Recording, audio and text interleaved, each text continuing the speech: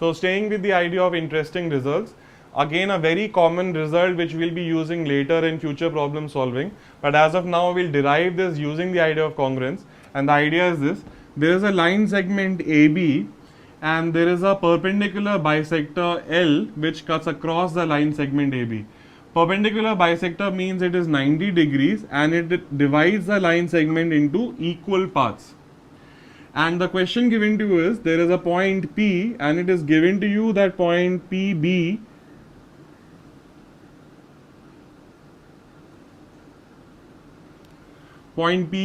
is 4 units, and your question is, what is the value of AP? Again, will be done very quickly using congruence. If this angle is 90 degrees, this angle is also going to be 90 degrees. That means if I look at triangle, and let me call this point O, if I look at triangle AOP and triangle BOP, I know at least one angle is equal to each other. I also see that there is a side which is equal to each other, and if I notice a little more, I see this side is common to both of them. That means this side is also equal. And very quickly by now I should be able to see that side, included angle, and this side. If you want to separate it, there will be two triangles, AOP and BOP. This side is common, so they are equal to each other. This was because of the perpendicular bisector, and this angle is given as 90 degree. We do not even need the value, we just wanted to know if this is equal to each other or not. That means this triangle is congruent to this triangle. To name it more formally, you say triangle AOP.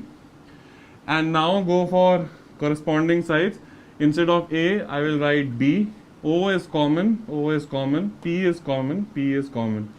Once I do that, that means I know all corresponding sides are equal, all corresponding angles are equal. So if this is 4 units, this is also going to be 4 units. This is the side in front of the 90 degree angle, this is the side in front of the 90 degree angle. So they correspond with each other. If this is 4, this is also 4. Actually, for this question I have converted a very common theorem into a problem statement. But this is the theorem and you will be using this in future problem solving. And the idea is this, that if a line segment is given and there is a perpendicular bisector and there is a point P on the line, on the perpendicular bisector, this point P will always be equidistant from both A and B. That means this will be equal to this. If you go further, if you stretch the line further and put a point P here, again PA and PB is going to be identical. If you put the point P here, again PA and PB is going to be identical. You put it somewhere here, again it is going to be identical. Why are they going to be equal to each other? We just proved that, right? Because we proved it for, say, let's say value 4 and this is 4. It doesn't matter what the value is. If this is A, this is also going to be A. If this is X, this is also going to be X. And the result, and why it is happening, because this is 90 degree, these are equal to each other, this side is common, giving you SAS. The moment you have SAS, that means you have the triangles as congruent, that means everything matches with everything else, and therefore this will be equal to this. So there is a triangle ABC, and I tell you that angle A is equal to angle C. So I want to prove that AB is equal to BC. Can I do that? So what I'll do is, I'll drop a perpendicular and let me call this 90 degree and let me call this point O. And by now the idea should be very clear. What am I going to attempt? I'm going to try and see if the triangles are congruent, because if they are congruent, this side will be equal to this side. You can fold them and they will overlap each other. But how can I do that? If this angle is 90, this angle is 90. So in these two triangles, I know that there are two angles equal to each other. So I definitely have angle, and I also have this side as common to both of them. That means this BO will be common or equal. That means this side BO, both in triangle AOB and BOC, will be equal to each other. That means a side also is equal. I know the angle side rule also.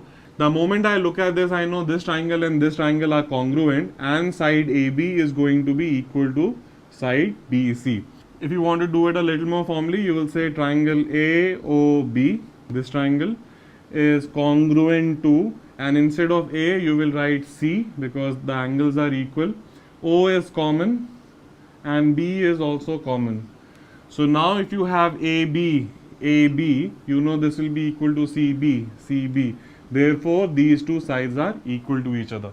And once again, proving a very simple result, and most people know this almost automatically. If the sides are equal, the opposite angles are also equal.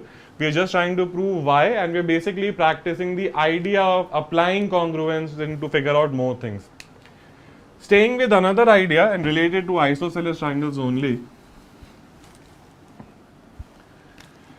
and just changing points of views and changing points of view. There is a triangle A, B, C, and I tell you there is an angle bisector dividing the angle B, and it forms a perpendicular anyway. So angle that it forms with the opposite line is 90 degrees. What can I say about the angle? So this angle is equal to each other, and again there is a 90-degree angle.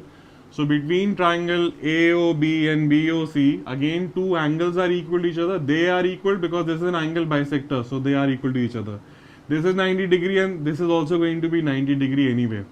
And this side is common. So I have angle, side, angle, angle, side, angle. Once again proving that these two triangles are congruent to each other. That means this side is equal to this side. That means it is a roundabout way of going and saying that if the angle bisector forms a 90-degree angle with the opposite side, the angles are going to be equal and these two sides are going to be equal. Another way of interpreting this information would be that if it were given to me that the triangle ABC is isosceles, in that case, I can say that the angle bisector is the same as the perpendicular. When the triangle is isosceles, I can say that the angle bisector is equal to the perpendicular. They are the same thing. There is no difference between them. So this could be another problem given to you, that prove that in an isosceles triangle, the perpendicular is the same as the angle bisector. Again, using the idea of congruence, you can do that. And hopefully by now this should be becoming very, very obvious to most of us, so we can prove this.